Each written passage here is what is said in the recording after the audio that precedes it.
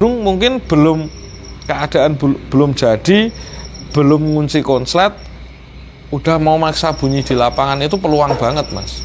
Karena kalau jantan tetap nanti jadinya konslet. Kalau 1-2 kali udah mau bunyi ke lapangan, itu. Oke, itu proses dari bahan yang kita memang nggak tahu tadi ya Om ya.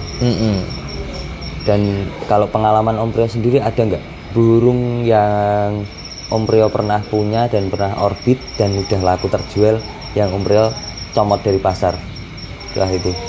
Ada mas. Maksudnya dulu burungnya laku ke Bengkulu, saya pernah dapat itu cuma beli 7 ekor. Kalau nggak salah waktu itu harganya masih 100-an mas, 125-an jadi satu itu. Jadi dari 7 burung itu jadi satu? Dari 7 burung itu jadi satu. Yang saya dapat rezeki lumayan itu ketika saya borong di kampung sebelah punya tetangga itu.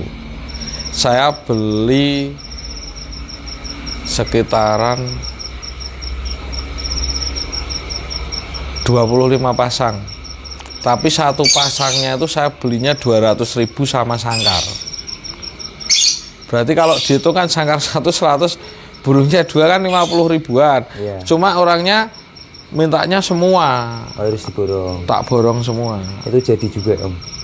Lumayan itu jadi ya mas. Ada yang baru lagunya kering, mulai keluar lagu enak langsung diambil orang, juga ada itu. Kalau kita ngomongin kan ini biar lebih detail lagi ya Om ya. Tadi kan udah seperti itu prosesnya. Nah Om Priyo itu kan supaya teman-teman lebih paham, ini kan nggak instan Om prosesnya. Pasti waktunya kan nggak bisa ditentukan juga. Pengalaman pribadi Om Priyo, waktu terlama dalam mencetak bahan dari 0 itu berapa lama Om? Pernah mengalami berapa lama? 3 tahun. 3 tahun baru jadi? 3 tahun. Lah kan itu burung di kandang kan sisa-sisa yang dulu terus mas. Jadi burung sisa masuk lagi, burung sisa masuk lagi gitu terus. Ada yang 3 tahun. Jadi yang pernah saya upload juga di konten-konten sebelumnya yang Om Priyo punya ruangan khusus yang full jantan itu tadi. Itu jantan itu kan jadi nggak kepake langsung buang, nggak kepake buang. Yang ini kok masih feleng, tandu lagi, ini masuk lagi, tandu lagi kan gitu. Tandu seleksi lagi, tandu seleksi lagi. Tadi pagi saya nyeleksi ada 11 tadi pagi itu.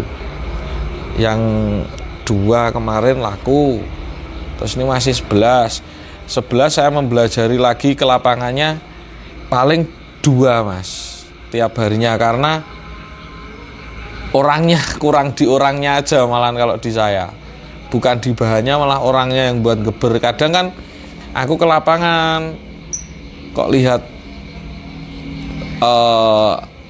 anak ini punya bakat ke gantang ya kan gitu, tak kasih burung. Itu tak kasih burung itu yang buat dia geder ke lapangan, nanti tak kasih tiketnya mas. Jadi ini 500.000 buat gantang berapa bulan gitu. Lah nanti kalau mulai perkembangannya gimana kan saya tanya mas, udah gini. Oh kok saatnya saya ngatasin sendiri, tak tarik gitu. Nanti tak tarik, burung jadi, tak jual, tak kasih komisi. Jadi sistem saya kayak gitu mas, ini membicarakan sistem saya loh.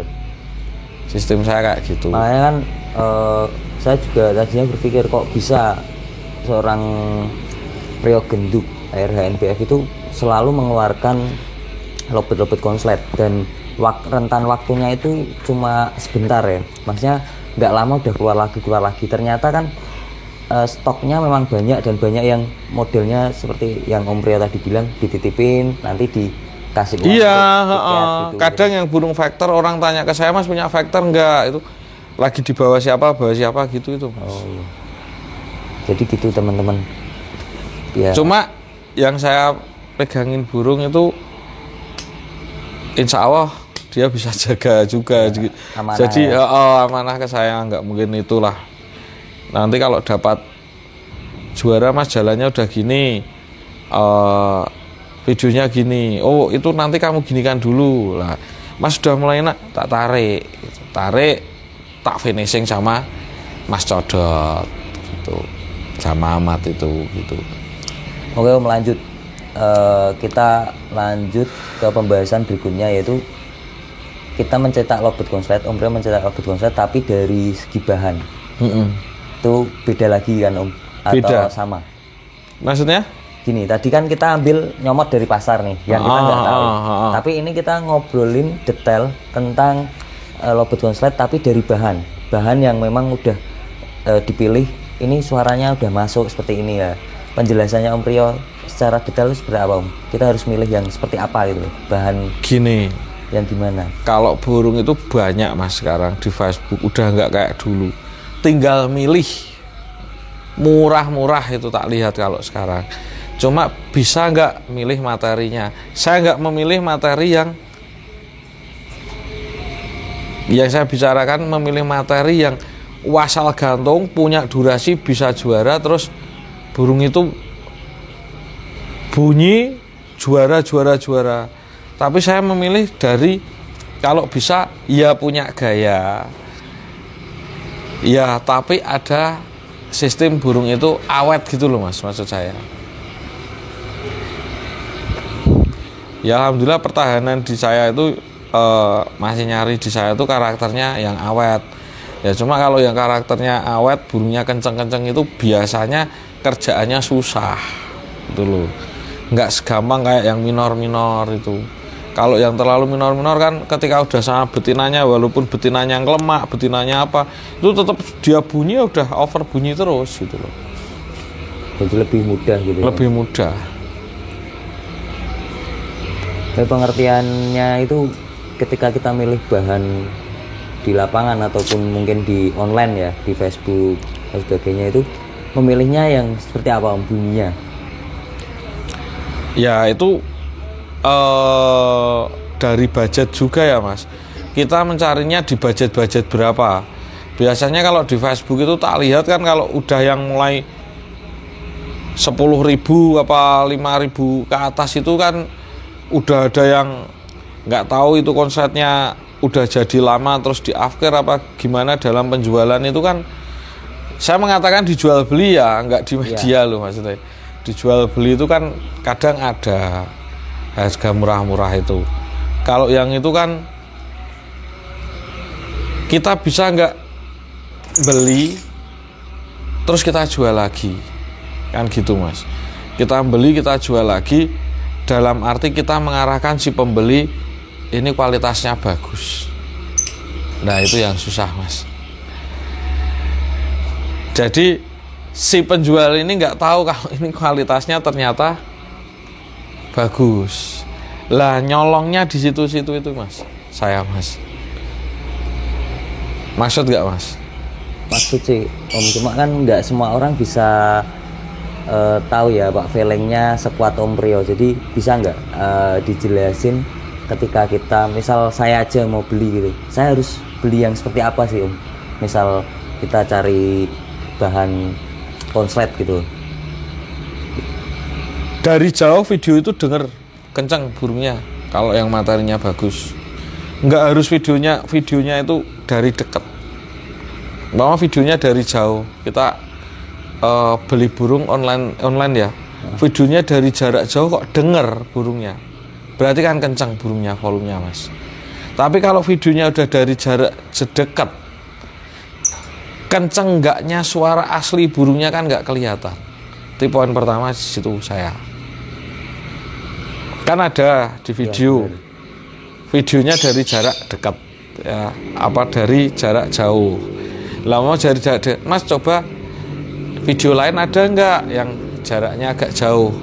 Oh nggak ada Mas. Ya besok kalau ada yang video jarak jauh, saya pengen dengar bunyinya itu. Itu dari segi power dulu kalau saya Mas. Jadi milih dari segi power ya, dari segi volume juga. Kan nomor satu itu dulu. Bener. Karena cari materi yang memang benar-benar nantinya bakal ada kualitasnya gitu. Ada kualitasnya, ada plusnya gitulah. Nilai lebih lah. Nilai lebih. Itu. Oke Om. Kalau kita udah memilih bahan seperti itu ya Om ya. Itu pengolahannya tadi Om Priyo kan bilang beda sama yang tadi, yang dari poin pertama yang comot dari pasar itu. Itu Om Priyo sendiri kan kadang ada yang jual, ada yang sama pasangannya, tapi belum ketemu. Lah itu kenapa dijual? Kita harus cari tahu seorang penjualnya dulu Mas. Kalau dari saya, ini emang dia main, apa dia emang orangnya nggak tahu, apa gimana? Itu dari segitu. Kalau saya buka semua kalau saya Mas. Kalau emangnya orangnya nggak tahu, kan kita harus ada nangannya gini. Tapi kalau penjualnya orang tahu, kenapa kok sampai dijual harga segini? Pasti kan burung ini ada kendala-kendala. Tapi kalau saya senang, saya sikat tetap Mas. Saya udah pernah itu. Dari ya sama-sama main juga, kok dilempar ke sana, jatuh ke saya. Duh, itu udah beberapa tahun yang lalu Mas. Dan nominalnya lumayan juga itu. Waktu itu Mas. Tapi alhamdulillah gimana caranya tiap harinya itu tak cari mintanya burung apa ya. Alhamdulillah ketemu gitu. Lah itu dari penjualnya dulu Mas. Poin kedua, emang nggak tahu apa, tahu tapi kok harganya sama kayak orang yang nggak tahu. Itu poin kedua itu dari saya.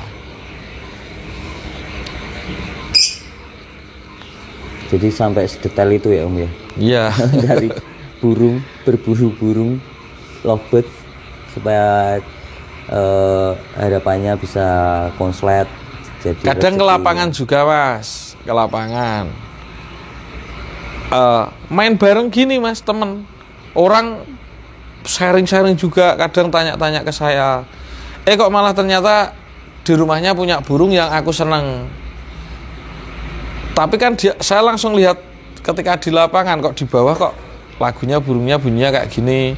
Ketika digantung sama orangnya kok jalan, walaupun 1-2 kali jalan, tapi perawatan orangnya itu monoton gitu terus, nggak langsung dieksekusi gimana diambil, nggak cuma jalan di lapangan tapi dibuat total di rumah sekalian. Itu kan nggak paham orangnya, yaitu tak ambil gitu. Kalau sekarang gimana Om? Ada berapa bahan konslet nih di kandang yang baru dikerjakan? Kalau sekarang ini bulan apa Mas? Juni ini. Juni ya. Kalau kemarin itu 3 bulanan kemarin itu saya sampai kosong. Saya cuma punya 3 terus habis kosong, saya nggak ke lapangan sama Mas Codot sekitaran hampir sebulan. Lah itu saya misah-misah burung di kandang lagi, mulai penggacoran, ada yang dapat burung dari Latberan juga itu tak masukkan seleksi juga. Ada 11 sekarang. Udah ada 11 lagi. Ada 11 lagi nih. Bahan konslet 11 yang 3 baru masuk ke lagu yang saya inginkan, cuma belum ketemu iya bakal jadi apa enggaknya, saya belum mengiyakan. Tapi kalau yang 9 udah pasti jadi semua. Makanya tadi saya buat status 90% gitu. Nah ini dari bahan-bahan konslet kan udah ada 11 nih Om. Nah, di sebelah Om Priyo kan ada Hana ini sering ikut Om Priyo Om dalam aktivitas Om Priyo. Ya itu kadang lihat mandiin burung. Ini lagi senang-senangnya nampil di media dia. Oh, jadi ngonten gitu ya Om ya? Iya. Tapi sebenarnya seberapa menggemari lovebird juga? Berapa besar sih Hana seneng sama lovebird? Kalau Hana dulu Mas, kalau sekarang malah kurang. Oh malah kurang ya? Aktivitas sekolahnya malah. Kalau Hana ini, kalau dulu waktu dia masih TK ya nak? Iya. TK malah sering SD. Ora TK. Waktu TK itu malah sering tak ajak keluar kota. Lomba dulu. Kalau sekarang enggak. Si Hana apa ya? Makanya Om Priyo kan dijual. Nah, pernah ada salah satu burung yang mungkin sampai nggak boleh dijual sama Hana atau ditangisin sama Hana. Kan biasanya anak kecil kalau udah suka gitu kan dia nggak mau ngelepas itu. Pernah ada pengalaman Rembes. Oh, rembes. Nangis nggak boleh dijual. Tapi terus tak kasih arahan kan besok buat sekolah, buat kamu ke depannya gini baru tahu. Kalau sekarang ini udah jelas tuh. Terlalu seperti dulu ya? Enggak. Paling cuma ikut-ikut sebentar. Ikut-ikut sebentar gitu. Seneng nggak sama lobet? Suka. Lu dia seneng lobet yang duitnya mangane sekolah lobet tok ya dia. Uang lobet tok iki anak lobet ini, Mas. Anak lobet. Lah ini saya tadi mandiin di atas rumah sendiri yang dekat nemenin. Kadang tak suruh ngambilkan semprotan apa-apa. Kan Mas Odot sama anak-anak mandiin yang di sana. Oh, yang di saya mandiin yang burung udah deket-deketan sini tak kasih lagi burung vector, Mas. Mengolah burung vector lagi saya, tapi dari anakan sendiri usia sekitaran PAUD, nggak tak mainin di PAUD, emang saya sengaja mau di vectorin. Nanti kita bahas di selanjutnya nanti, Mas. Okay. Saya mulai rame vector ini saya bentuk dari anak-anakan sendiri ini. Dari ternakan sendiri. Ternakan sendiri, lepas PAUD emang nggak sengaja tak pasangin, nggak tak apain, yang penting tak bentuk vector kembali kayak zaman dulu lagi. Dan X indukan yang panjang-panjang terahnya masih ada semua? Masih ada semua. Oke Om Priyo, makasih waktunya udah mau berbagi walaupun singkat ya masalah bahan konslet. Ya nanti kita lanjut ke part selanjutnya atau Mas Yosef ya. Dari ini tadi kan udah dapat berapa, nanti kan dibagi aja nggak masalah. Dari yang perkataan saya itu tadi yang bahan dari nol, bener-bener nggak tahu, terus secara modal murahnya, penasarannya teman-teman gitu.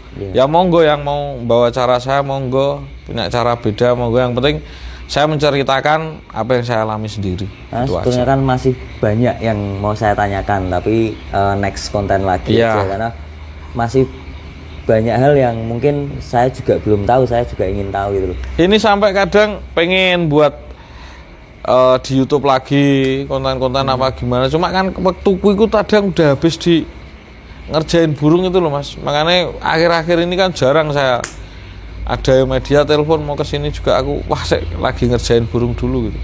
Masalahnya kan dari pagi jam 8 jam 8 sebangun-bangun sesiangnya jam 9 ibaratnya 9 sampai jam 12. Nanti leh-leh jam 12 sampai jam 2 harus ke lapangan, pulang maghrib keluarga 2 jam gitu terus Mas. Habis ya waktunya. Habis.